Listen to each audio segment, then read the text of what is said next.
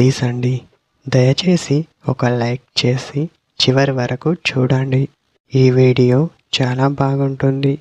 ఏమేమో వీడియోలు చూస్తూ లైక్స్ కొడుతుంటారు, కానీ లైఫ్లో జరిగే వాటి గురించి చెబితే ఎవ్వరూ లైక్ చేయడం లేదు. ఇటువంటి వీడియోస్ కావాలంటే తప్పకుండా లైక్ చేయండి. హాయ్ ఫ్రెండ్స్, ఎలా ఉన్నారు? నేనైతే చాలా బాగున్నా. మీరు ఎలా ఉన్నారో కామెంట్ చేయండి. మీరు నచ్చితే అమ్మాయి చెప్పే మాట ఇదే: మీ ముందు బాగానే మాట్లాడుతుంది, కానీ మీతో మరొకరు మాట్లాడుతుంటే తను అస్సలు సహించలేదు అని చెప్పవచ్చు. తను చెప్పే మాట మీ చెడు స్నేహం అయినా విడిచిపెట్టాలి అని అంటుంది.